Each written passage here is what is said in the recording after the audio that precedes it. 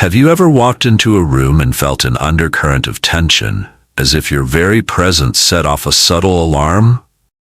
You speak thoughtfully, choosing silence when a quick joke would fill an awkward pause, and suddenly, conversations shift.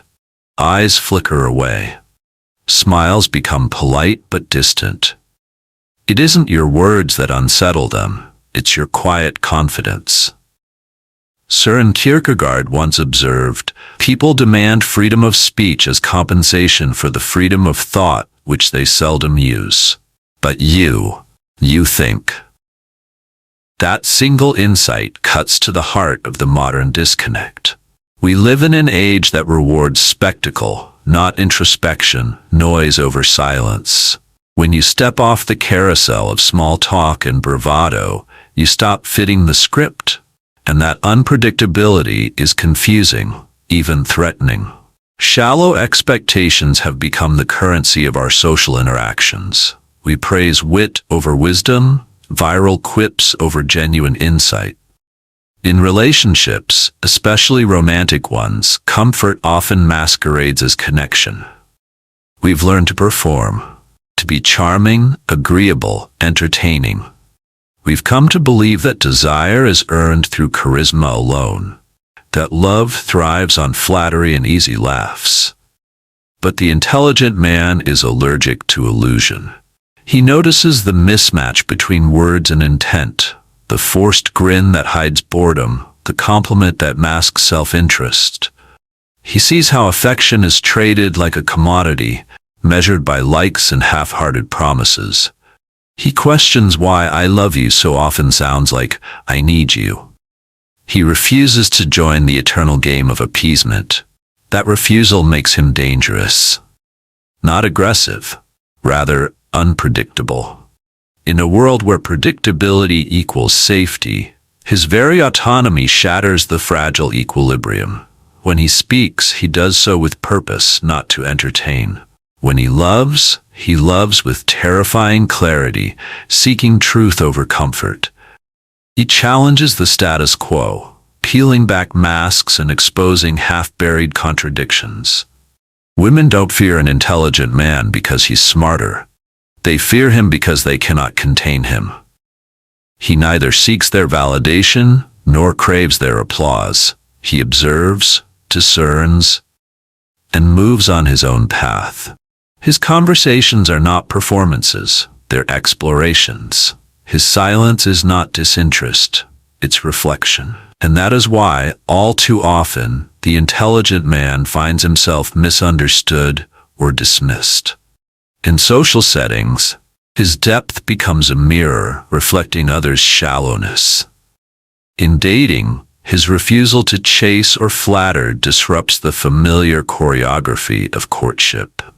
If you've ever felt alone in a crowd or perplexed by the sudden chill when you share a serious thought, know this: you're not broken. You're awake. You're simply unwilling to sleep through a life built on illusion. Søren Kierkegaard coined the term "the sickness unto death" to describe a spiritual malaise deeper than any physical ailment, a despair born not of fleeting sadness, but of being estranged from one's authentic self. It is the condition of living on autopilot, playing roles dictated by society, while the real self shrinks into the shadows. Most men and women drift through life seeking external validation, career titles, social approval, romantic conquests. Yet no accolade can fill the void left by denying one's inner truth. The intelligent man, however, feels that void acutely. He senses the discrepancy between the polished masks people present and the ragged complexity beneath. He knows when a compliment is hollow, when a promise is transactional, when intimacy is a performance. This profound awareness can spiral into despair. Not despair over being unloved or unsuccessful, but despair at the realization that most human connection is built on compromises that erode the soul. Kierkegaard warned that despair is the sickness unto death, precisely because it goes unnoticed until it's nearly terminal. People mistake the dull ache of inauthenticity for normalcy, clinging to distractions, drinks, scrolling feeds, busy schedules, to avoid confronting the ache of self-betrayal. For the intelligent man, escape options are limited. He cannot numb himself with small talk or fit into team celebrations of emptiness. His mind continually interrogates the meaning behind every smile, every fun night out. Instead of alleviating his loneliness, modern culture intensifies it. Surround yourself with friends, they say. Seek a partner, they say. But a relationship built on pretense only compounds the despair of living untrue. Yet despair, Kierkegaard argued, is also the catalyst for transformation. It forces a choice. Continue wearing the mask and drift toward spiritual death, or confront the chasm within and begin the arduous journey back to authenticity. This leap of faith is the decisive act of self-redemption, choosing to live according to one's deepest convictions, even if the path is solitary and fraught with uncertainty. The intelligent man who embraces this leap stops chasing safety.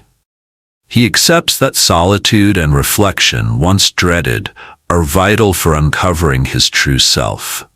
He begins to measure relationships not by comfort, but by depth. Does this conversation pierce the surface? Does this companionship honor my inner world or merely distract from it? He learns to say no to hollow rituals, drinking to fit in, feigning interest in gossip, sacrificing integrity for fleeting approval. In doing so, he exits the cycle of despair. The ache remains, but transforms from a poison into a compass. Solitude becomes a forge, shaping clarity and self-knowledge. Reflection yields principles rooted not in public opinion, but in personal conviction. The intelligent man discovers that authentic presence, however unsettling to others, is the antidote to the sickness unto death. Authentic presence, rooted in self-knowledge and unshakable inner conviction, is the hallmark of the intelligent man. Yet this very quality makes him invisible to those still seeking affirmation, while becoming irresistible to a smaller circle that craves truth over comfort.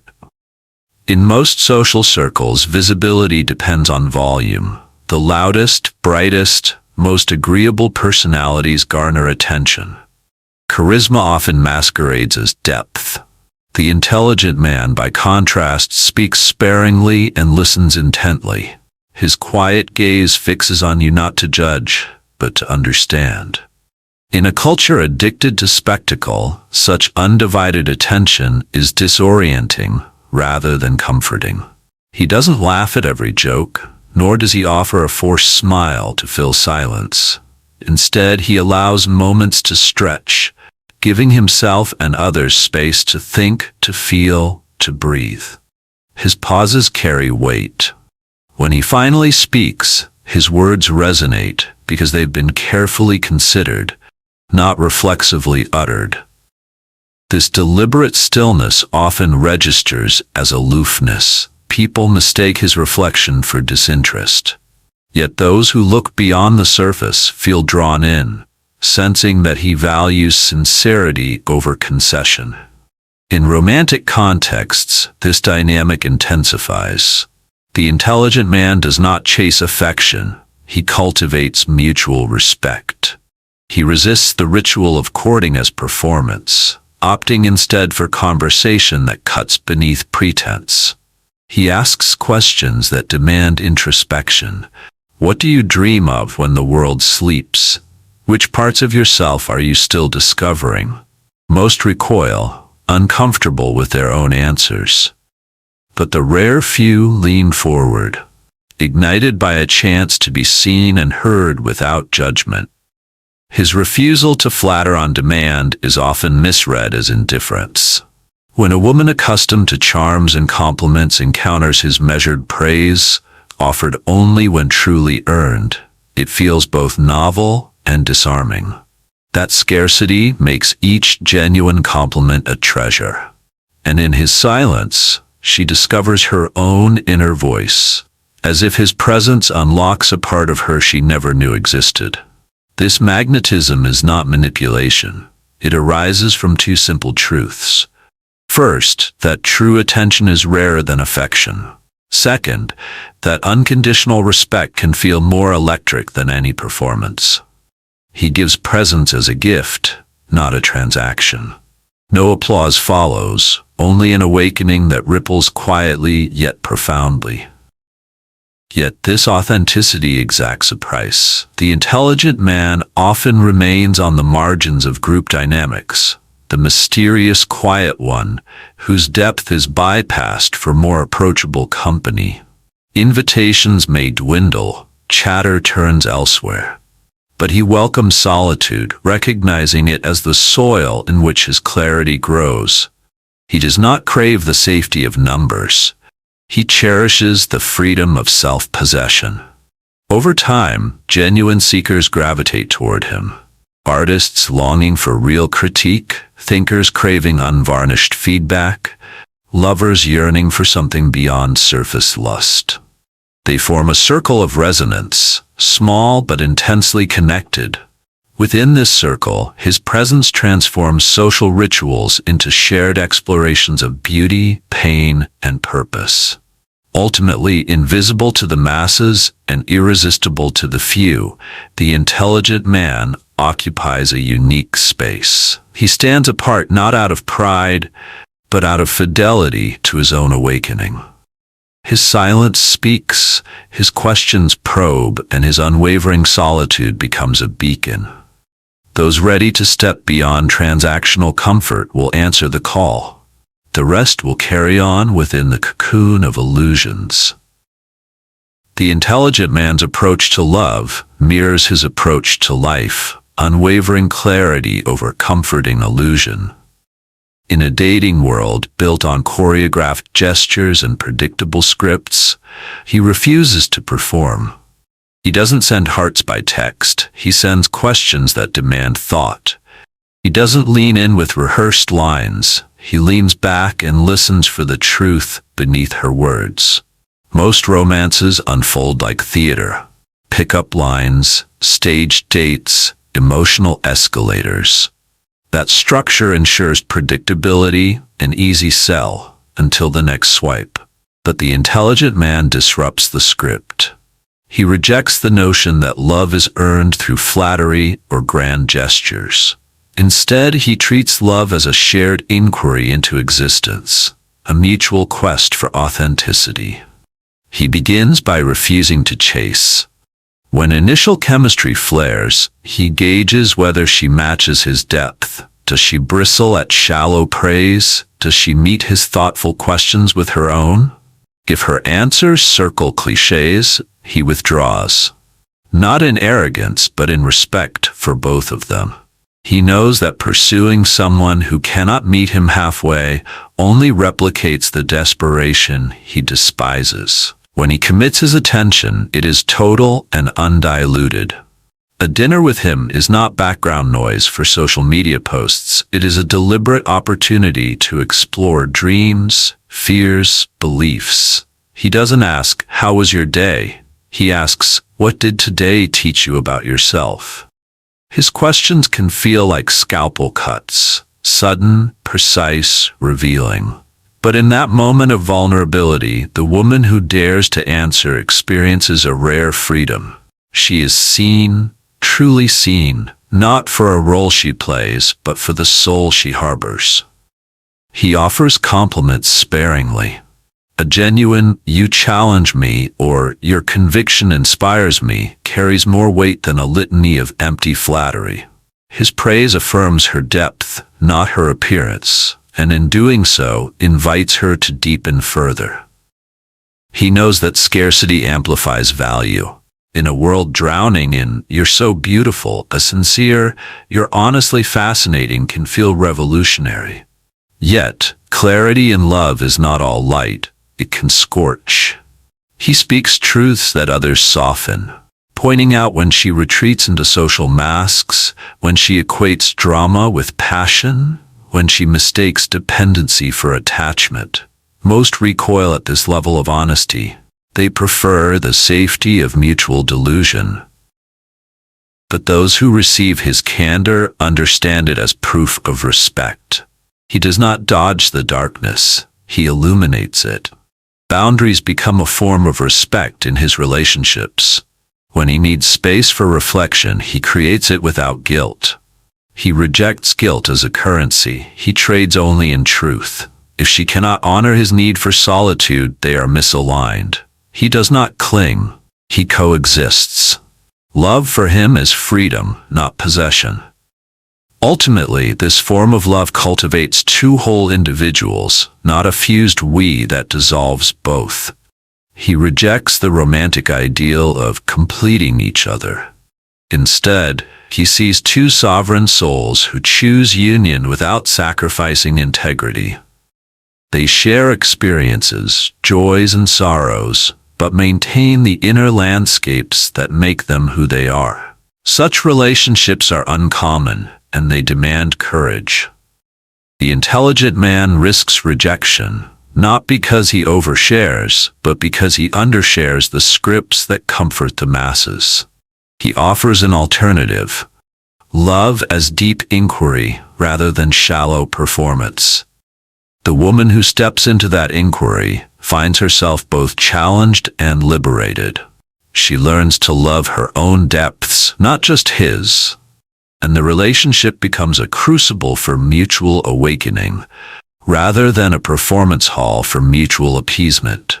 For the intelligent man, solitude is neither punishment nor loneliness. It is the crucible of self-mastery. In a world aversive to silence, he embraces it. He knows that without the stillness of solitude, the noise of external expectations will drown out the inner voice that guides him toward authenticity. Modern culture casts solitude as a deficiency. Loners become suspicious, their introspection mistaken for aloofness. Society offers a buffet of distractions, social media, crowded bars, streaming content, all engineered to keep minds busy and hearts pacified. Yet the intelligent man rejects this carousel. He understands that only in solitude can he reconcile the disparate fragments of his identity: the thinker, the questioner, the dreamer, and the doer. He begins with rituals of reflection. Each morning, before the world stirs, he sits in quiet, sometimes meditating, sometimes journaling, charting the terrain of his thoughts.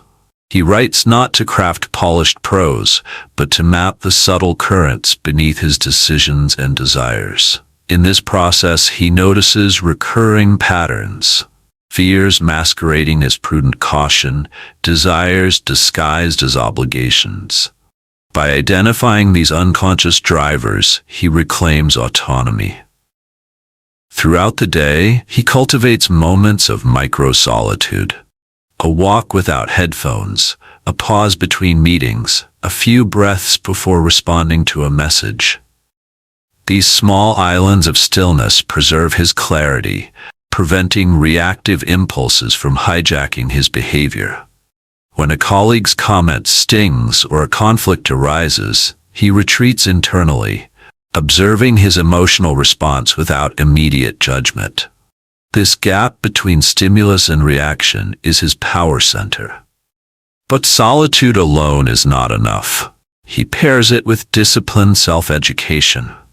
He reads not for diversion, but for depth, philosophy to sharpen his worldview, literature to expand his empathy, theology to grapple with meaning. He interrogates authors with the same skepticism he applies to cultural dogma, asking, does this align with my experience? Where does it fall short? In doing so, he forges a personal synthesis, an internal compass that guides decisions irrespective of external pressures.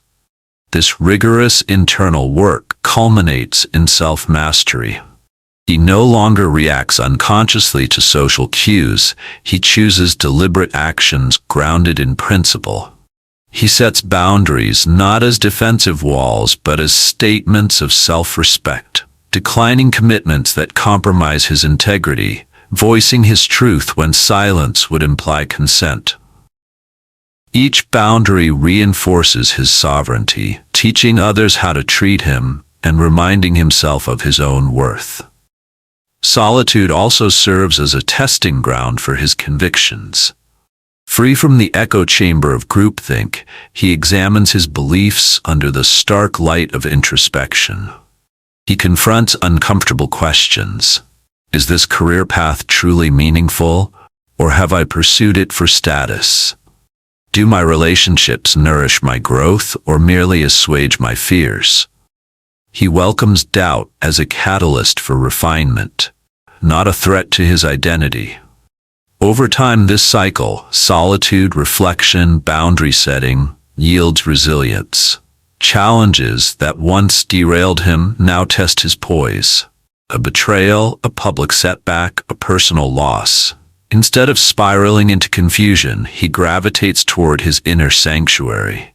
He reminds himself of past insights recorded in his journal, lessons gleaned from long nights of reflection.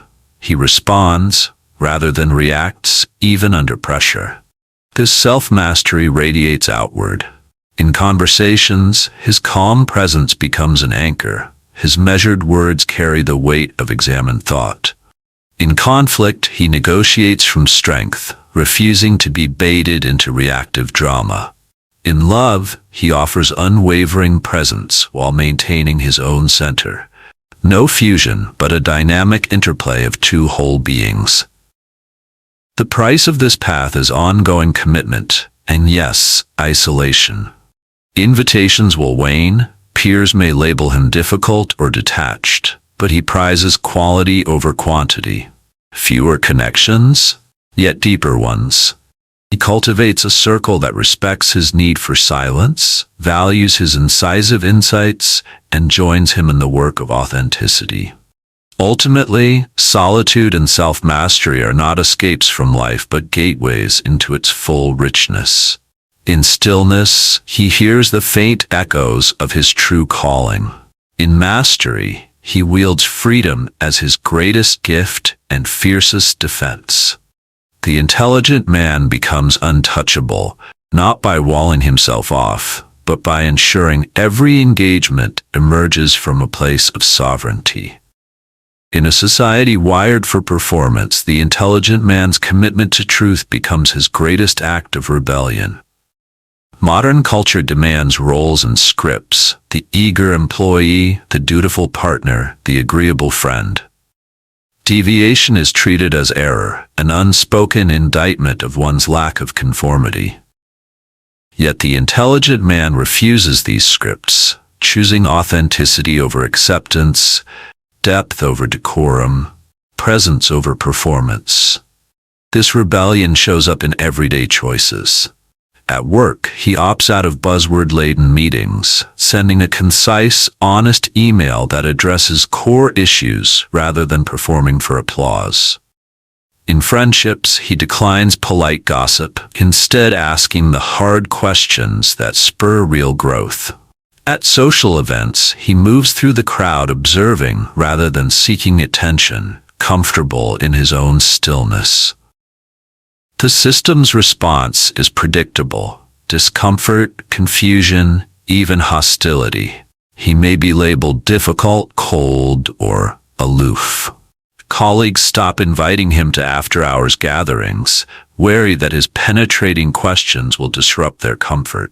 Romantic partners accustomed to surface charm might accuse him of being too intense or unemotional, mistaking his deliberation for indifference. Yet this backlash proves his impact. Kierkegaard called the crowd untruth, insisting that collective sentiment often masks self-deception. By refusing to participate in mass untruth, the intelligent man holds up a mirror, forcing others to confront their own compromises. No mirror is easy to face, and his clarity can be unsettling. But rebellion against performance isn't anarchy. It's a demand for integrity. It's saying, I will not reduce myself to a role. It's a refusal to trade your soul's currency for trivial approval. In a world that traffics in likes, shares, and clamor, his stance is profoundly subversive. He values substance over spectacle, measuring worth by inner alignment, not outer applause. To sustain this rebellion, he cultivates 3 pillars. 1. Discernment. He distinguishes roles that nourish his growth from those that stifle it, investing in environments, professional, social, romantic, where authenticity is prized over performance. 2. Boundaries. He draws clear lines around his time and emotional energy, politely declining invitations that trivialize his depth and releasing relationships that demand his conformity. 3. Solidarity. He seeks out kindred spirits who share his commitment to truth, forming a small circle of resonance for deep dialogue, mutual encouragement, and collective integrity. Through this triad, his rebellion against performance becomes sustainable, not a lone crusade, but a subtle shift in the cultural ecosystem. Each honest conversation, each boundary honored, each truth spoken plants seeds of integrity in a landscape starved for authenticity. Rebellion carries risk, but the intelligent man knows the cost of conformity is spiritual death. Kierkegaard warned that the greatest hazard is losing oneself quietly in the comfort of the crowd. By contrast, rebellion awakens the soul, forging a life lived by inner conviction rather than external scripts. The path you've walked through estrangement, awakening, solitude, and rebellion culminates in a profound transformation. Freedom of being. No longer tethered to roles or scripts, you stand sovereign in your own truth. This transformation brings 4 undeniable payoffs. 1. Unshakable presence. You move through any room with a calm confidence that needs no reinforcement. Your silence speaks volumes, and your words carry the weight of authentic insight. You no longer jockey for attention. You command respect simply by showing up as yourself. 2. Deep, resonant relationships. Freed from transactional dynamics, your connections deepen. Conversations evolve into shared voyages of discovery rather than superficial exchanges. You attract kindred spirits who value authenticity, forging bonds that nourish rather than drain you. 3. Creative and intellectual flourishing. In solitude, you access the fertile ground of your own mind. With distractions at bay, your ideas take root and blossom into art, writing, or innovations only you could devise. Your work reflects your unique vision, resonating because it springs from genuine self-knowledge. 4. Spiritual alignment. Whether your ultimate pursuit is God, meaning, or self-transcendence, your life aligns with your deepest convictions. You live not for applause, but for purpose, and that alignment infuses every moment with sacred gravity. Yes, this journey exacts a price. Lost invitations, misinterpretations, even hostility. But each sacrifice confirms your liberation. You are no longer buffeted by the crowd's untruth, but guided by your own inner compass. Kierkegaard aptly said, "Anxiety is the dizziness of freedom." That vertiginous moment, standing at the edge between who you were and who you are becoming, is where autonomy is born. To dare to step off that precipice risks a fall, but it also offers the exhilaration of flight. Now, consider your own life. Where have you conformed at the expense of your clarity? Which relationships demand your performance rather than honor your presence? In what areas do you feel the ache of inauthenticity, calling you to solitude, reflection, and rebellion? Today, choose your own leap of faith. Embrace the dizziness. Walk into the storm with open eyes, armed with solitude, boundaries, and unwavering commitment to truth. You will face resistance. Some will dismiss you, others will fear you, and a precious few will truly see you. Let the dismissals sharpen your resolve. Let the fear you inspire confirm your sovereignty. And let those rare souls who recognize your depth become your circle of resonance. This is the ultimate payoff. A life lived fully, honestly, and free. Untouchable by performance, unstoppable by untruth, and unforgettable to those who value authenticity. If this message resonated, share it with someone ready for their own leap. Subscribe to PsychVerseX for more explorations of human nature's hidden truths. Your clarity matters. Your presence is powerful. And your rebellion against illusion is the highest act of love to yourself and to the world.